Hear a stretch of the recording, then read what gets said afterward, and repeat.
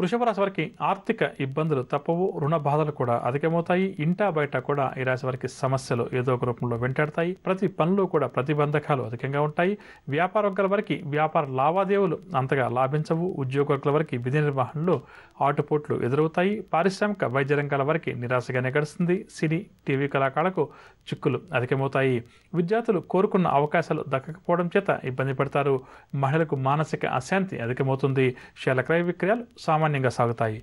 ఇక వృషభ రాశి వారికి వాళ్ళ కలిసి రంగు పసుపు రంగు మరియు కాఫీ రంగు. పరిహారాల విషయానికి వస్తే వృషభ రాశి వారు ప్రతి ఒక్కరూ కూడా శివారాధన చేయడం ఈరోజు చాలా మంచిది. తదుపరి మిథున రాశి.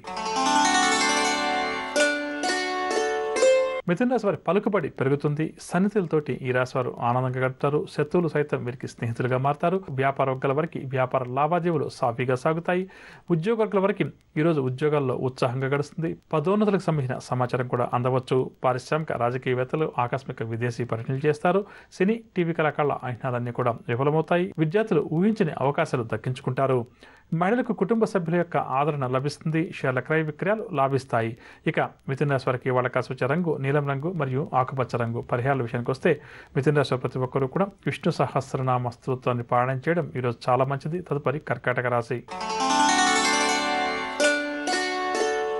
కర్కాటక రాశి వారు ప్రయాణాలు వాయిదా వేసుకుంటారు. ఆర్థిక పరిస్థితి ఈరోజు మందగిస్తుంది. బంధుమిత్రులతోటి లేనిపోని వివాదాలు తలెత్తుతాయి. ఉద్యోగ వర్గాల వారికి ఉద్యోగాల్లో ఊహించినటువంటి మార్పులు చేర్పులు. రాజకీయవేత్తలకు చికాకులు అధికమవుతాయి. సినీ టీవీ కళాకారులు మానసిక ఆందోళన చెందుతారు.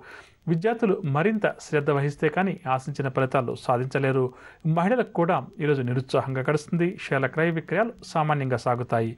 ఇక కర్కాటక రాశి వారికి వాళ్ళ కలిసి రంగు ఆకుపచ్చ రంగు మరియు బంగారు రంగు. పరిహారాల విషయానికి వస్తే కర్కాటక రాశి ప్రతి ఒక్కరూ కూడా శ్రీ వెంకటేశ్వర స్వామి వారిని పూజించడం ఈరోజు చాలా మంచిది.